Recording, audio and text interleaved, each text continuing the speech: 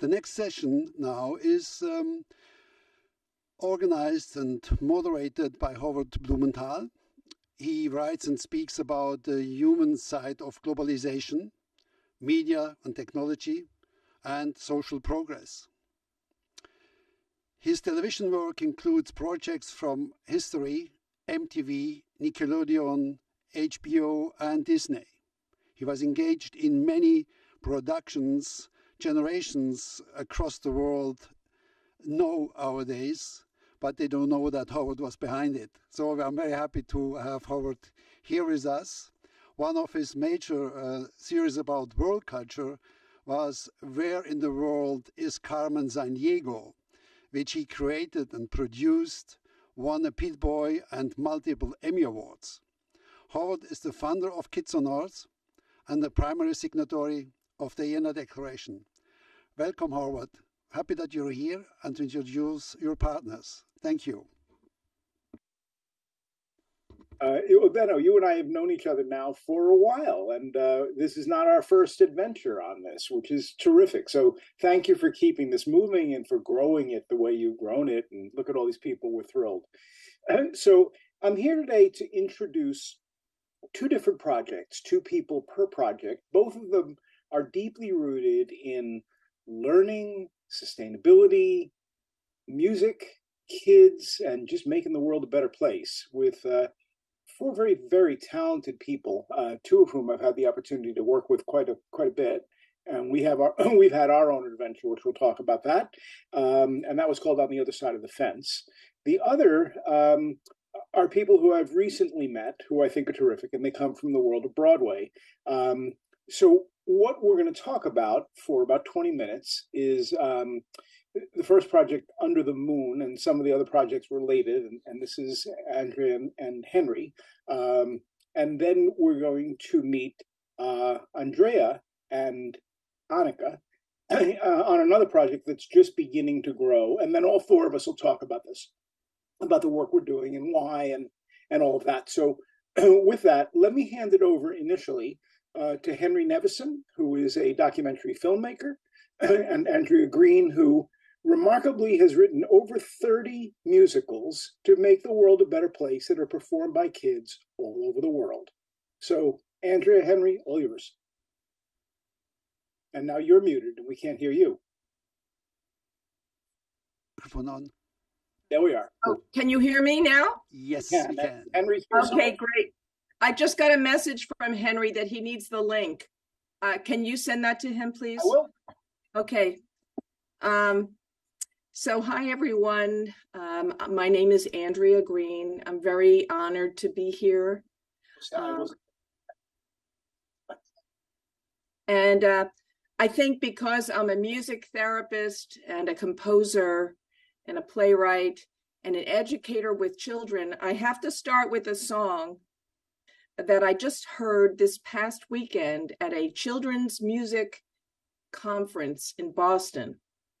It's a very simple song, but I think it's really at the heart of why everybody's here today. So while we're waiting for Henry and I'm stalling, I'm going to sing the song for you. It's a very easy song, okay? And it goes like this. Love is something if you give it away, give it away, give it away. Love is something if you give it away, you'll end up having more. That's it. That's it. So I was at off the top. There we are. There you go. It was a Children's Music Network conference where they honored Sesame Street, which has been responsible for a lot of the messages of empathy and kindness, and also teaching about differences and acceptance of other people. That Sesame Street was honored at this particular conference, but that song stuck with me because it's so simple and so easy, and yet it seems to be so hard to do in the world today. Love is something if you give it away, you'll end up. How did you get started, Andrea? How did you get started in all this? Let's begin that part of the storytelling. Okay, you wrote to Henry? Yeah. Okay, great. Yes. So I've been a music therapist for a long time, around 40 years. And I started out with, actually, as a teenager. My father was a physician, and he took me with him to hospitals and to nursing homes with my guitar. And he said, Andrea, you need to connect with people. And I was very shy, and I'm not shy anymore, it seems like. But I learned that at an early age that music was a vehicle for me to connect with people, and also to help them be able to express themselves, their pain, what they were going through.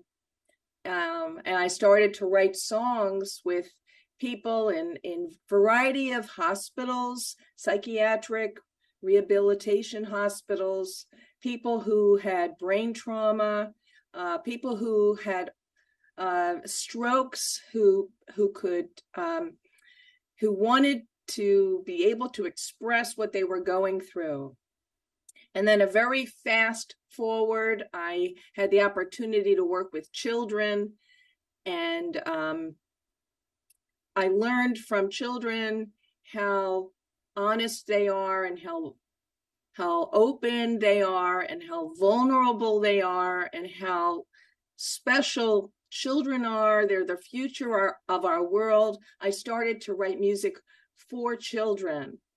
And over the past, I'd say 30 years, I've been creating musicals and songs for children to perform, and to work together, for children to work together with messages that have to do with empathy and kindness and respect. Is Henry here? I am here. Oh, you are. You're here. Where are you? I am starting the video now. It should be coming up. There you go. Dun, dun, dun. There he is. Sorry about my tardiness.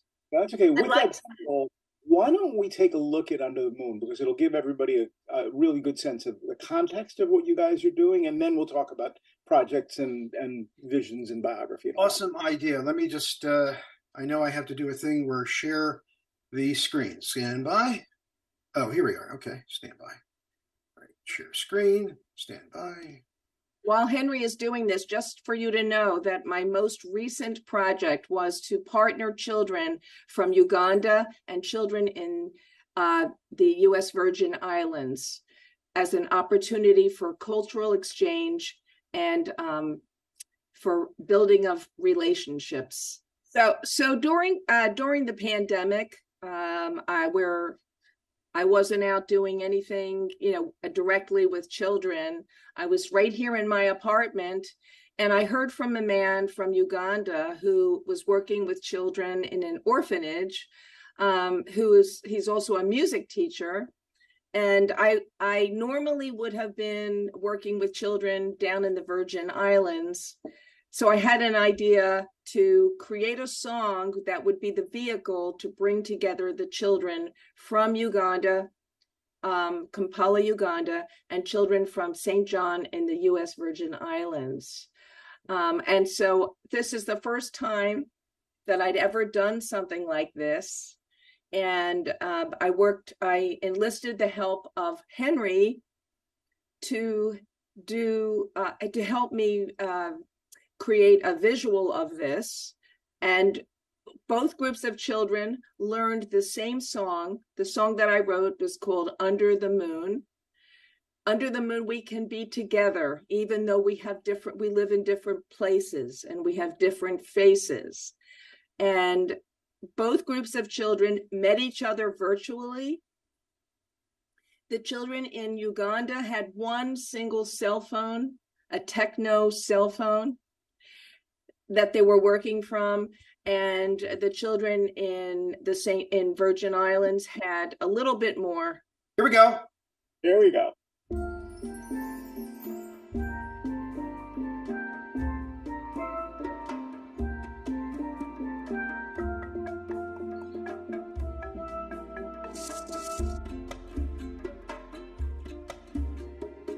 Under the moon, we're from distant places. Our houses are different, and so our faces. But under the moon, we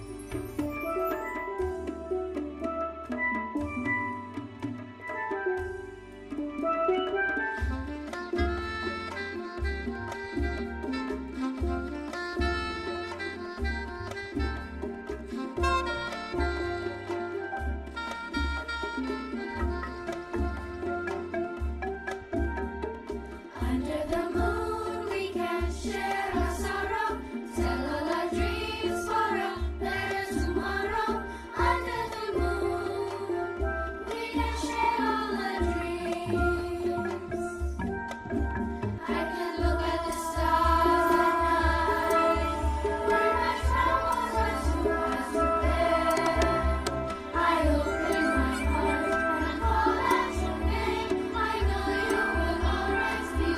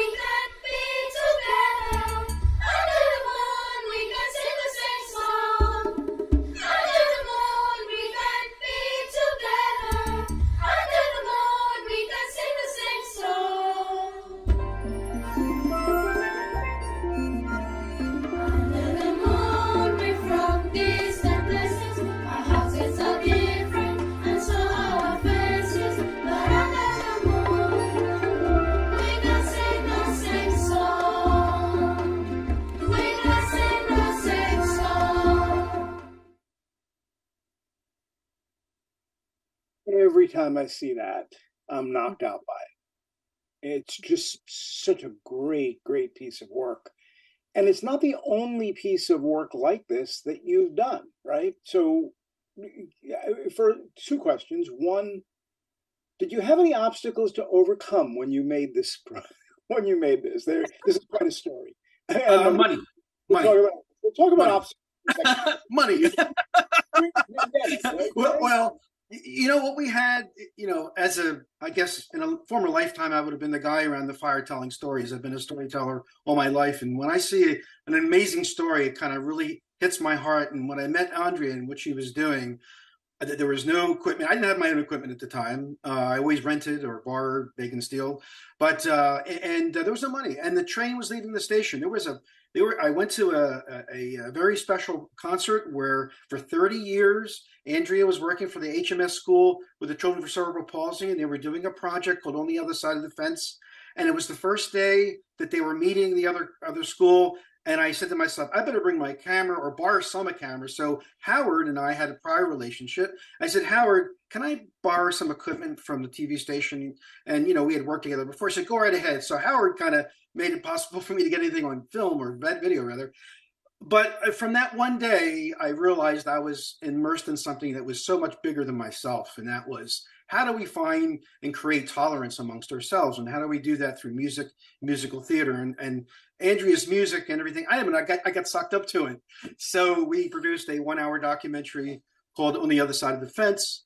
And actually, what I have set up here is I have a little snippet of that to show you. And this is what happened when these two schools came together. One school for children with called for children with cerebral palsy, other issues with these children, but non-ambulatory, mostly nonverbal, so assisted devices, all kinds of technology. And then you had another school, Germantown Friends School, which was sort of a preparatory school. And so there's a huge difference there. And, there's a long story behind why this all started, but 30 years ago it began. Actually, now, what is it now? 35 years ago, Andrea? I don't know how many years ago, but the point was that this was the 30th anniversary of this special project where these two schools came together to learn how to communicate and tolerate people that are different from themselves. And talk about differences, you'll see what I'm talking about. It's just absolutely amazing. So stand by here. I'm going to go to my...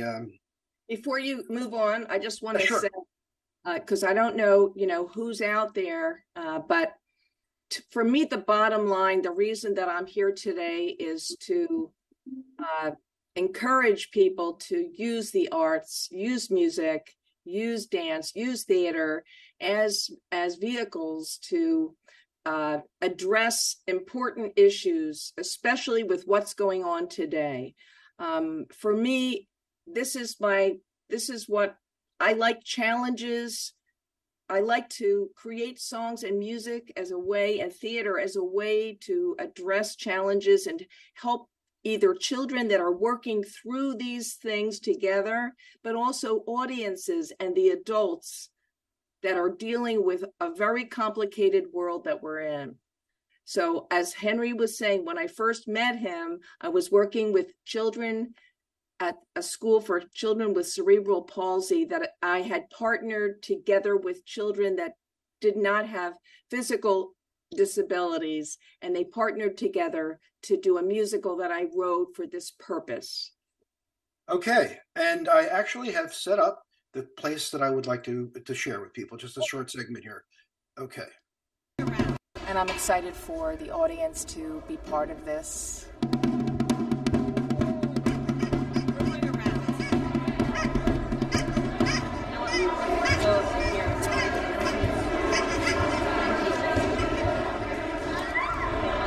End of the day, they're just kids. They've had fun. It's not even so much the play, it's the culmination up to the play. It's the 4 months that they've been meeting every week, hanging out, becoming friends, learning about each other. It's just amazing. It's absolutely amazing. Shannon, do you still want to do the musicals like next year if we do it? Okay. Suppose we take it to Broadway, yes? I know. On the other side of the fence. On the other side of the fence, on the other side of the barnyard fence, another farm from the one I know. It's still a place that I'd like to go. Hi there. Hi there. Nice to meet you. Nice to meet you. Where have you been all my life? What? What? Say it again, Lily. Where have you been all my life? Greg, that's your line. Where have you been all my life? I need help. Okay, you're doing great. You're doing great. Let's take it, Max, to your line. Ham? Where have you been all my life? Where you been all my life? I feel now about friendship is that it's not how people look or what disabilities or anything is. It's about like how you connect with them.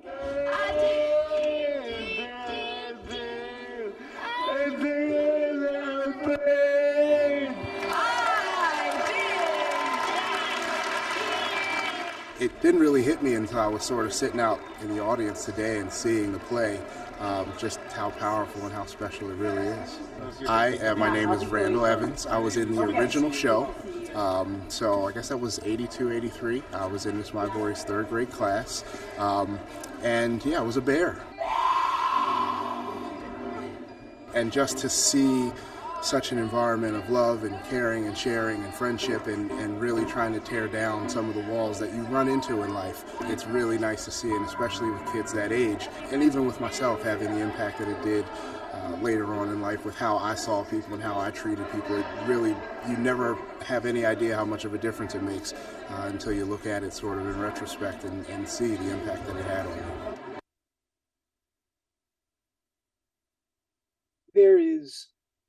It's so important to get the creative professional community involved in all that we're doing. I mean, the Vienna Declaration is great, but we've got academics, we've got lots of different people, but it's this kind of work that we need to be promoting all over the world, that we need to let people know this exists. We need to encourage schools to participate. There's just so much more work to do. And you guys are just such great exemplars of what's possible. It's really been an honor to know you and be your friend. Thank you. Oh, I so appreciate that. It's very special. Why don't you talk a little bit about how you managed to put together Moon? Because it was during the pandemic, and because all of this is really about overcoming impossible obstacles, right? And this story is a pretty inspiring story about, because those kids were not in the same place, were they?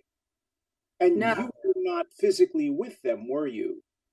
No, it was all during virtual. I will pass this on to Henry in 1 second, but yeah, it was during the pandemic. I was in my apartment talking to a gentleman in Kampala, Uganda, who had one phone. That's it.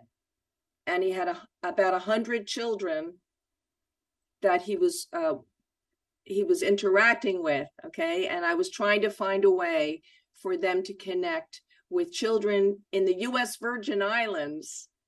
So they basically had the same song. I wrote the song Under the Moon. They both learned the same song. I worked with a choreographer, and she taught them the same choreography. And then via Zoom and virtual, they had discussion with each other. They asked each other's questions, and then which was leading up to the performance of Under the Moon, and with Henry creating a music video of this experience. I'll let Henry continue from that point. Well, go ahead. Obstacles are also opportunities, I guess. Opportunities to challenge yourself, and basically. Our contact in Uganda had a cell phone. I don't think it even was like an Apple iPhone or anything sophisticated. It was just a cell phone that could videotape. And so it was everything from hold your phone horizontally, not vertically, and everything from, don't shoot with light behind the subject. And it really kind of just trying to just teach them through Zoom and also through phone calls on what to do. But the amazing thing was we started calling his phone the magic phone, because he would shoot this video of the kids. He would play the music in the background, when they were doing the lip syncing, and they would actually be singing. They weren't really lip syncing, but because it would be an instrumental playing on some sort of a, playback system. And then he would have his phone and he'd videotape the kids. And, we weren't really worried about the technical quality, because we weren't going to get anything. We were going to get adequate video quality. But the way I look at it is that sometimes that even helps the process even more, because had they had really expensive cameras and doing it, it wouldn't be the same effect. I mean, this is literally grassroots guerrilla video production, because he had to send his memory card from his phone to me. I had to send him a cash through Western Union, and there was a certain way to get it to a certain bank, and he had to sign for it, and he had problems getting the memory card from me. He had to buy a memory card there. So we were doing all kinds of technical things, but in the end, with all the talented young people and his, natural talent, just unbelievable, that, they were able to transcribe the music onto their instruments, their rumbas, their gourd violins. I mean, they got it. And then, of course, the choreography and the blend was amazing. So yeah, we had a lot of technical challenges, but in the end, I don't think it matters the technical quality. What matters is the message. And I always felt that way. If the message comes through, who cares whether it was shot on a cell phone or not? And like I said, in fact, it helped. So. Right. And you know what, Henry, that having the video is great for like the public and for people to see what is possible. And how, it's good to know all of those details of how challenging it was. But the thing that people don't know from the music video, which is even deeper, is that this project is that these kids, like, they asked questions like, kids from Uganda did not know that there were Black kids that live in the U.S. Virgin Islands, okay, or that kids that were in St. John, they didn't know about where Kampala was. Where's Uganda? What do you eat? Do you not have any parents? All of these things that were shared that brought them closer together, so that by the end, where they both mutually performed this piece that was culminated in a music video that is a permanent reminder of what they had. It was something that in common, where they were able to share something that was so important, and they learned so much.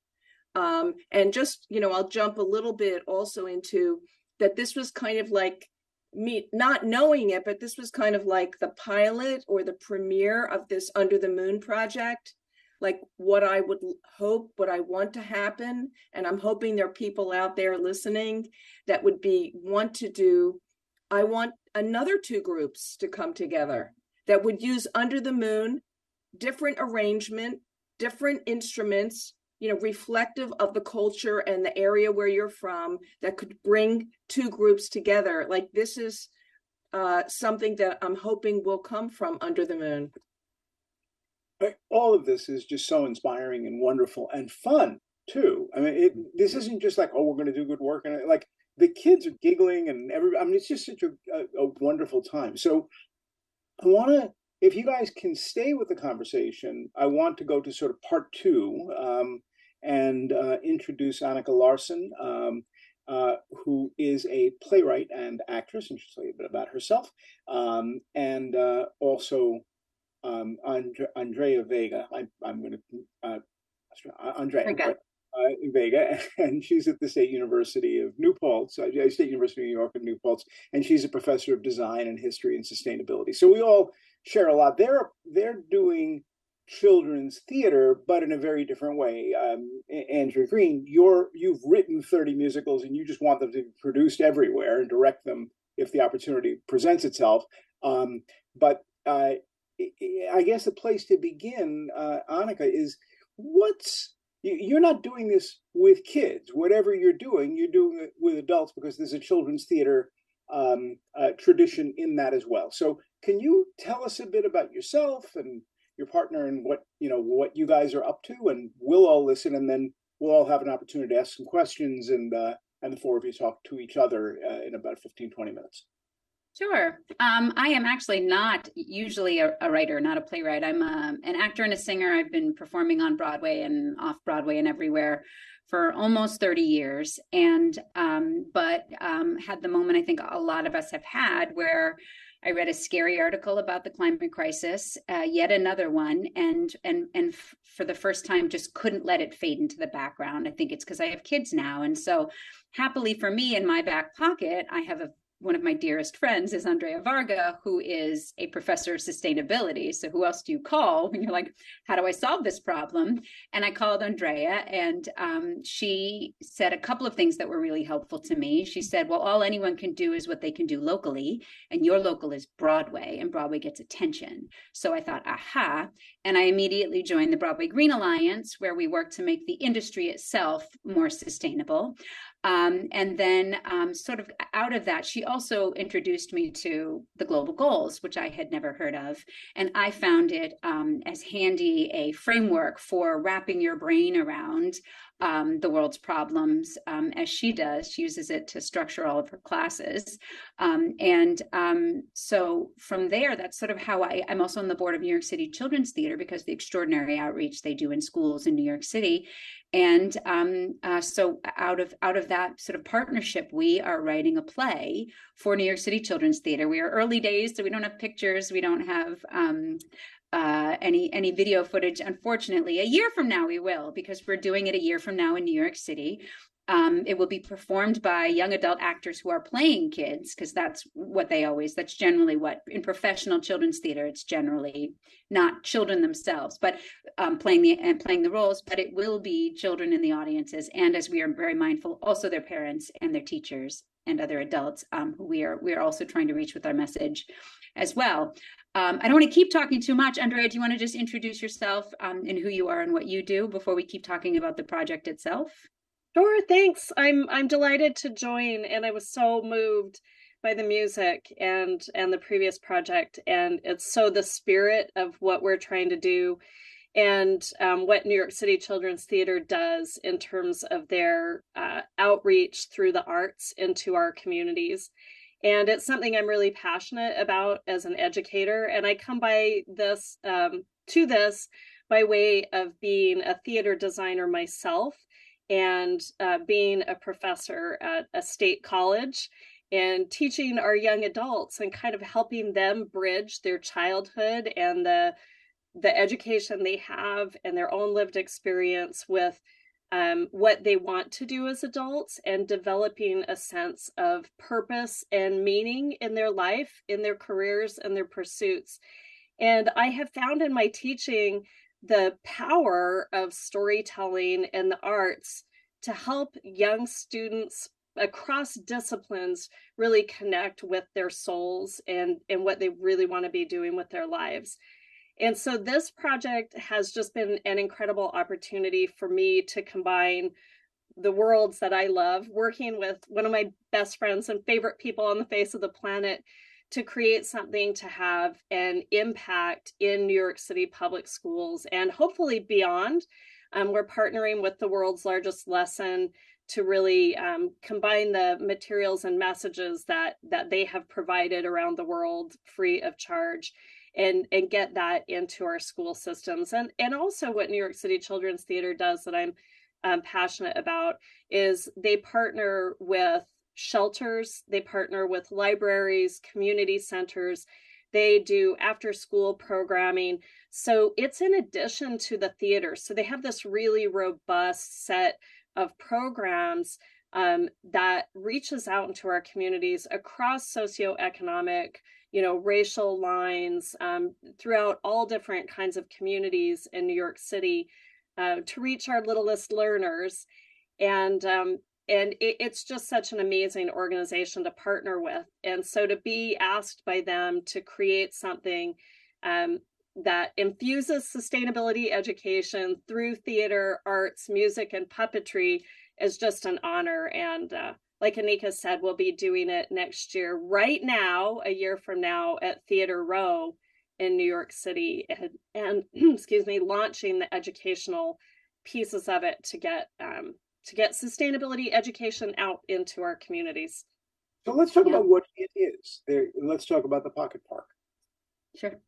So it's a play. It's a play that you wouldn't know going to see it, that it is thoroughly infused with the global goals, but for sure it will come hand in hand with educational outreach. So we'll have teaching artists going into schools, teaching kids about the global goals. If you're just a parent buying a ticket online, you'll get videos from the world's largest lesson. You'll get information about the global goals before you arrive, but you could just come see the play and think it's just a fun play about 5 kids who live in a city, and they have a little pocket park between 2 buildings, and it's derelict.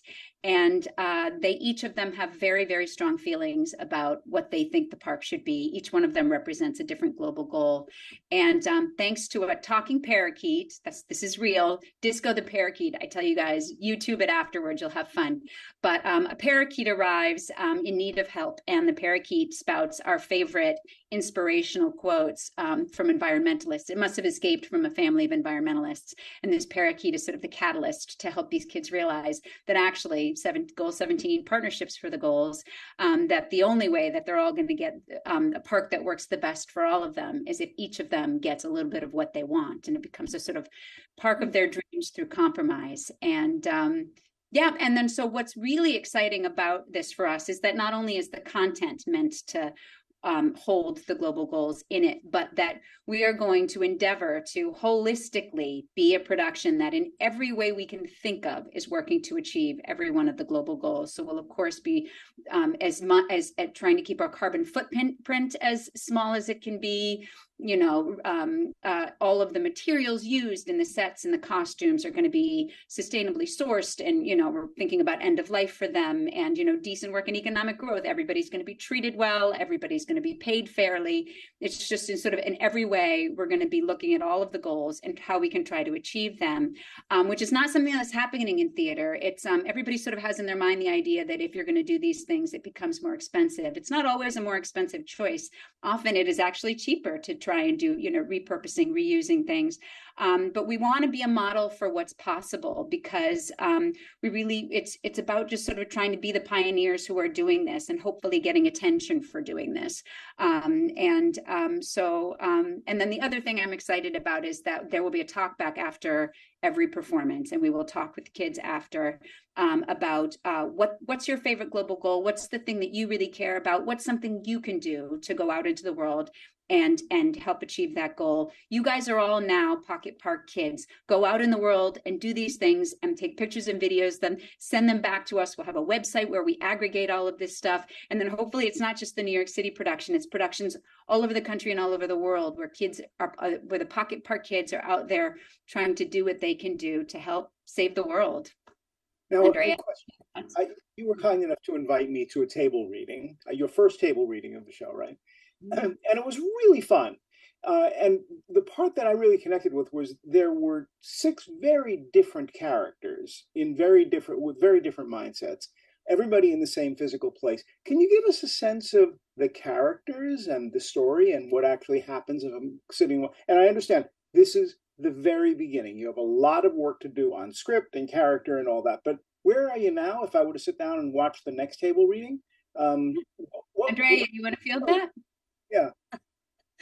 Well, we've had such joy creating these characters, and we've been really intentional in reflecting a neighborhood, you know, an urban neighborhood. And Anika and I both lived in New York City. I lived in Queens. She lived in Brooklyn for many, many years. And so we really envisioned like Astoria, Queens, that you have kids from all over the world together on one block.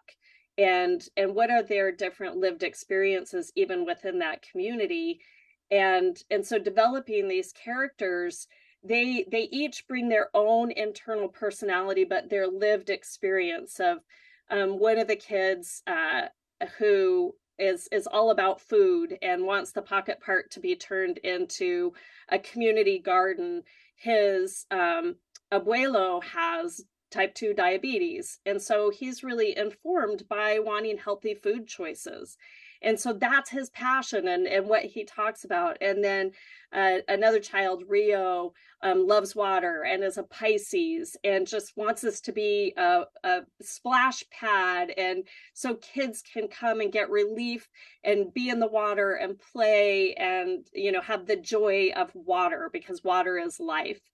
Our protagonist, Willow, is really determined and is an only child who really connects with this one lonely oak tree in the corner of the pocket park and wants this park to live with biodiversity and to plant more trees to be friends and family with Oki, the oak tree.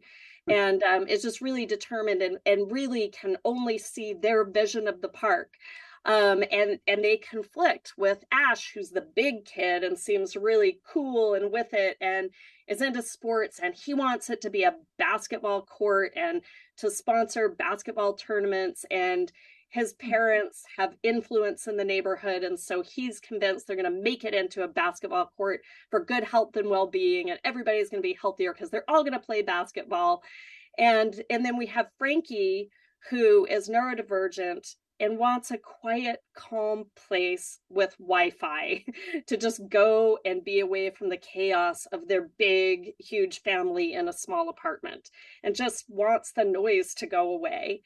And then we have this charming puppet parakeet who comes in and imparts wisdom and helps sort of break through the chaos of these kids' conflicting ideas for what the park should be. And then they have, of course, there's it's not just their conflict that's the problem, is they butt up against the realities of the city's zoning board that wants to turn this little corner of their neighborhood into a parking garage. And so then they have to come together and learn a little bit about being a part of civil society and the process of sharing your voice and being brave enough to say, this is what we need and we want in our community. And that's an opportunity to wrap the whole audience in and get all the kids invested in really building this pocket park. So I hope that was a good enough synopsis. Oh, that's great. Thank you. You crushed it. Good. So I wanted to try to bring everybody together, and let me just make a note for everybody who is watching. If you go, I believe, to your upper right, you have a little thing called view. If you do hide non-video participants, you will only see the 4, maybe 5, maybe Benno as well. And we can have a nice little discussion here. So it's fun talking to you guys, in part because I and Dorothy is out there as well, have had a similar adventure inventing characters to illustrate particular social and sort of behavioral modes. And not a lot of people have done that, but you guys have, and actually know quite a bit about it. And not only that, you've been in front of audiences doing it, but there's also a funny kind of obsession about this, right? You want to bring the world to life, but it's difficult to do that with real people.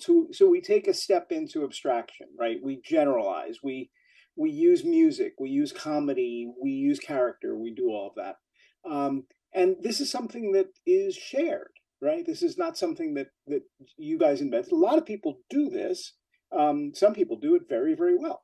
I don't consider myself among those people, but at least I've tried. So talk about that process. How do you take these big ideas, sustainable development goals, no more poverty in the world, no more hunger, and put it in front of an audience of 12-year-olds who aren't really sure why they're in the theater in the first place? Right? Or in Andrea's case, or why they're on stage. Like, well, how did I get involved in this crazy thing, right? So you've got, Andrea, let me start with you with that, and then you guys can kind of jump in as you wish. How do you do that? How do you even begin to think about that? Hey, I've got an idea, therefore I will write a Broadway-style musical that kids will perform. Mm-hmm. Why? Right. For me, what's always worked is, because my background is musical theater, but I think metaphor always helps, a strong story that kids can relate to, and which is different than Under the Moon is a different thing. They're relating to the song and to the relationships. And a lot of what I do is, is the process that the children go through that are performing these works, that they're singing the songs. Let's say they're singing the song. We've got to find a way to understand each other. They're singing that song. Okay, so that while they're singing it, and then they're maybe looking at other children that they're on the stage with, they're kind of having that experience, or they're singing let's say the song is They Don't Belong Here. Okay, and so in the story, there are these alien creatures that come down into this town that are nonverbal, and the town has to decide, what are we going to do with these nonverbal creatures? So the kids are singing, some of the kids are singing, They Don't Belong Here. My point is that for me, the best way that I can use is to create metaphor and story that kids can kind of consciously and unconsciously connect to, and while they're singing these songs and while they're acting out these stories. And it's going to happen also with Andrea and Anika with what they're doing, that the story that's going to unfold with this park is that the audience and the children that are going to see it, they're going to be able to put themselves into that story. They're going to be able to relate to it, right? Henry, are you gonna say something, Henry? No, I'm just shaking my head. No, actually, but you know, the thing is, well, I'm shaking because I'm agreeing with you, but you know, metaphor, we talk about metaphor, but I even go further back in the deeper core of it is entertainment. Look, you know, to me, I've always said entertainment is a zipper to the mind. If you can engage people, make them laugh, make them smile, make them cry, put them on a roller coaster, an emotional roller coaster, then they're alive, they're watching, because a video is a passive experience, you know, because you're sitting there and you're being provided with everything, the music, the sound, the voices, you know, of course, musical theater is a whole other live, that's a whole other energy there. But in terms of what I do as a filmmaker, people have to forget that they have to be engaged, you know, and then when the roller coaster ends, they go, oh, we're done? Oh, okay. You know, and they want more, because that's the key, really. And so to me, storytelling really is about just, you make a person smile, they listen better. I mean, it's just, that's you know, that's nothing. Yeah, no, absolutely. I say often, artists are at the forefront of every movement because we are the storytellers, because we are people who can talk about hard things in ways that are compelling, inspiring, hopefully activating. That's what we're really trying to do. You know, I find myself often these days talking to groups about the role of theater in the climate crisis. And we all know scientists have been yelling at the top of their lungs about this for decades, and it's not getting through. It's not cutting through the noise. People aren't receiving it. And so we have to think about other ways to try and offer it up. And because it is too hard, and it is too scary, and it is too massive. And there's 5 words that have been the most effective words in rooms where I have been talking about this. I'll watch people nodding, and then I'll see their eyes light up the minute I talk about the movie Frozen 2, which probably most of you haven't seen. But there is a song in the movie Frozen 2 written by Broadway's own Kristen and Bobby Lopez. And the character who sings it is at the lowest point of her journey. She's got this massive problem she doesn't know how to solve. And she sings this song, Do the Next Right Thing. Do the next right thing. And then the next right thing, and then the next. And when I say that, and I say to people, of course, none of us knows how to solve this, but for every single one of us, there is a next right thing and a next right thing after that. And that makes it manageable. And that is also one of the big ideas behind the Pocket Park, is how these kids break down this big problem that seems too big for them and make it smaller, so they make it manageable. It is what we feel the global goals themselves are, as a way of taking this massive, the massive world problems and putting them into categories that make it all feel manageable. And so it is that sort of, yes, big ideas, you take them and make them feel manageable. And then the sort of creativity and constraints that we could have when we knew, well, if these 17 goals are our structure somehow, then let's go from there. That was a really lovely jumping off point, rather than just starting with a blank page of how do you talk to kids about sustainability in a way that is compelling. And Andrea, that's your playbook as well. Break it down, right? I mean, that all sounds like conversations you and I have had before. Right. I really hope, Henry, if you could show a little bit of Haley's comment, because I'm thinking, you know, in a more global way perspective. Henry and I went. A theater director in Estonia had stumbled upon one of my musicals in a Samuel French catalog, and she asked if she could translate it into Estonian, and Henry and I ended up going to Estonia. But I think, do you have it, Henry, to show a little clip? Yes, I do. I stand by. Okay. Okay, because I think we need to think in a global context too of how we can reach beyond.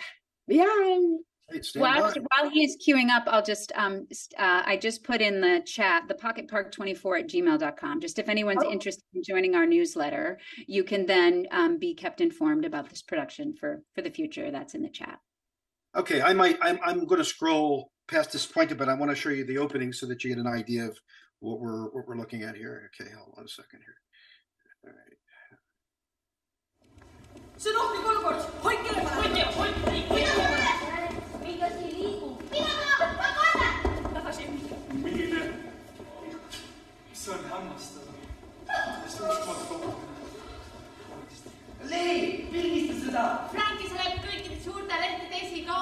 It's natural to fear people that are different.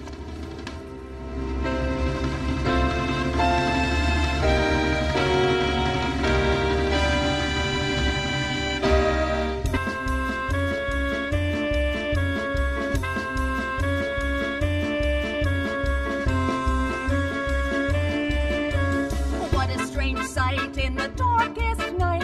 What a strange sight out there. What a strange thing to be happening. I can't help but stare. For most of my life, I've been writing musicals to provide a way to bring children together from diverse worlds. In 1984, I created the musical The Return of Halley's Comet. I was looking to create a story that would really reflect the way society looks at people with disabilities.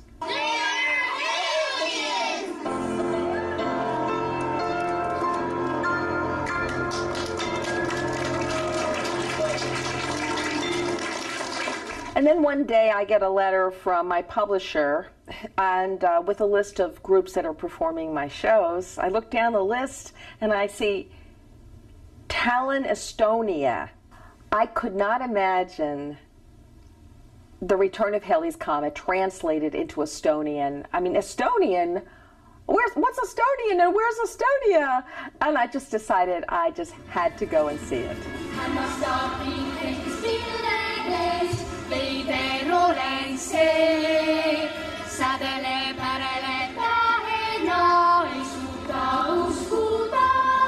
The Estonians identified with this show in their own way. They took the Hellions, turned them into little green men. When we started to do this, we started to realize that in some moments we have been Hellions in their own country, because in Soviet times the Russians came here and we couldn't do what we really wanted to do. And we were like slaves all the time here.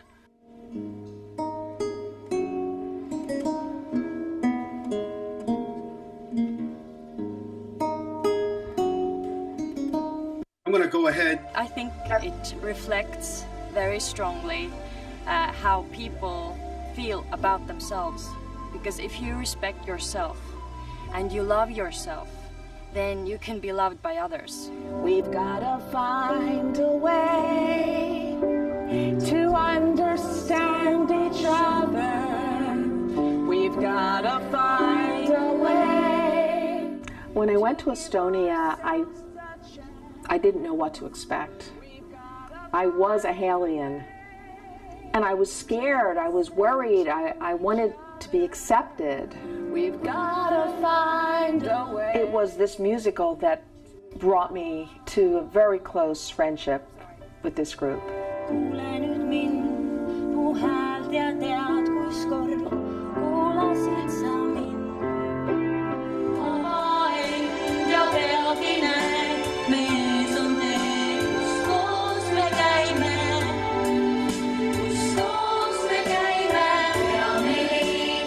You know, originally I wrote The Return of Halley's Comet and all my musicals for children to perform as vehicles to forge relationships between children who are different and to change attitudes and to build self-esteem. But it wasn't until I went to Estonia that I discovered that my musical had a universal ability to bring together nations, cultures.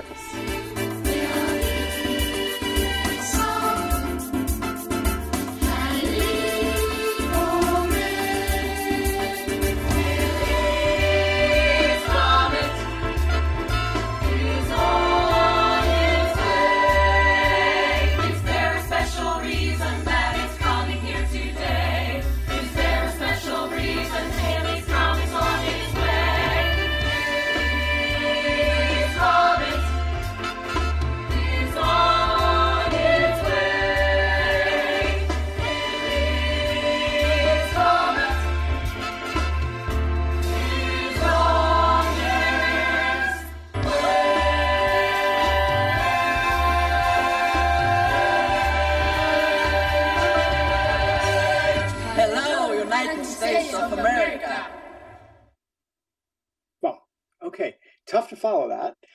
We have 2 minutes left. I hope your question is a fairly simple one. Yes, I'm in Berlin. I'm really smashed. This is so fantastic to really involve the handicaps, the youth, the women. And I just wanted to tell you, maybe we can team up at the COP in December. We do a global chorus with Jörg Altekruse, who is a filmmaker, and we with Schlingensief have been done performative theater, and with Yehudi Menuhin, Canto del Mondo. So I think it's a very high time to bring up the voice of the youth, of the underprivileged, the privileged, everybody. And I was at the first COP helping to organize it, and later Rio. I really love to feel and team up with you. And I had Artie and Jörg and Daniel and others from our team from Dubai here in the session. Maybe we can have another session, a work session, because we need professionals with heart. And I was really resonating. Thank you very much. Very sweet of you. We'll make sure that happens in the background. I guess one more question, because we're going to have to sign off in about a minute. So, Dr. Geladas, do I have that right? Yes, actually I couldn't hear in the last 20 minutes, but very thankful for this session. I do not have any particular question, but my observation, I am really enriched by these, or most of the sessions that I want to say. Last 20 minutes I was trying to reconnect with this from both laptop and mobile, but I couldn't. At last, successfully joined. Thank you very much for this session, because as I couldn't hear the last, I am not in a position to question now. But I was listening from the first to last. Okay, thank you so much. Thank you. Thank you. I promised that we would finish up on time. So, Benno, is it okay if we just go around once for some final comments? Do we have time? Yes, of course. Okay, go ahead. Any of you jump in, please. Thank you all. Thank you for allowing me to be here. I feel grateful to be with like-minded people. We all want to do good things to make the world a better place. It's a troubling place right now, so the world needs us. And the more that we collaborate, I started off with the song, love is something if you give it away, give it away, give it away. Love is something if you give it away, you end up finding more. That's what this is all about. Excellent. Okay, others, last words, please. I think it's really important. Go ahead. No, I was going to say it's entirely against my Broadway sensibilities to follow a song that's lovely. But Henry's both try, so go for it. I'm not going to follow the song. I won't do that to you.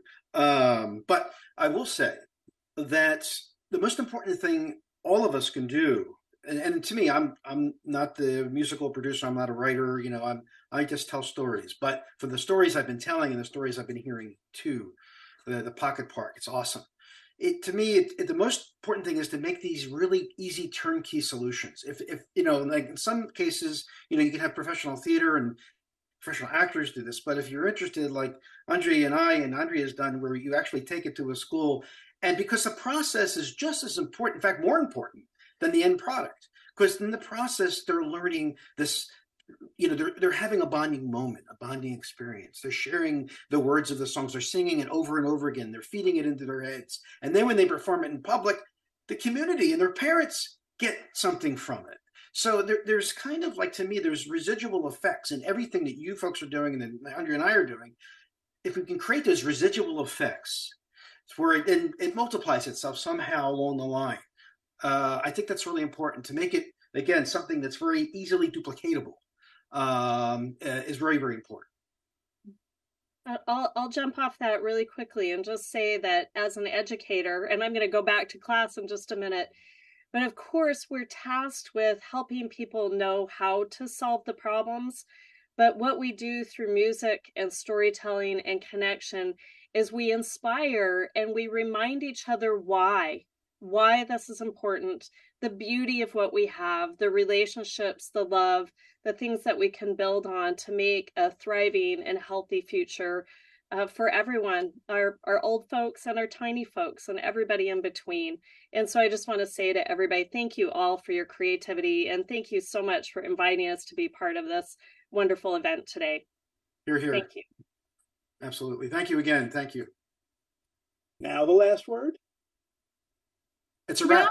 Do the next right thing. There you go. There you go. Oh, it's a wrap.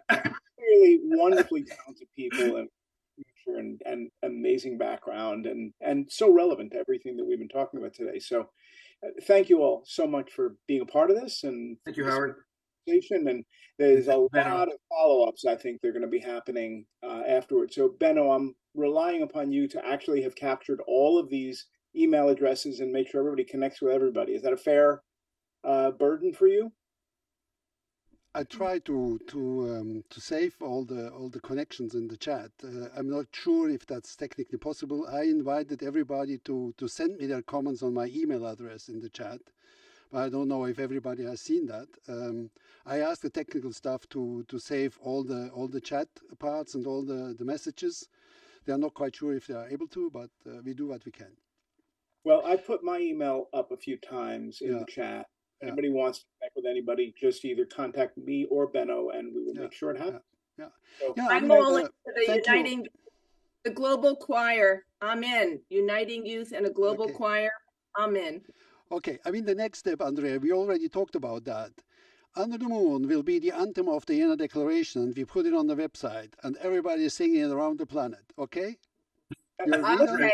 Perfect. Pause for a second here. In this hour, I suggested to Benno, you know what?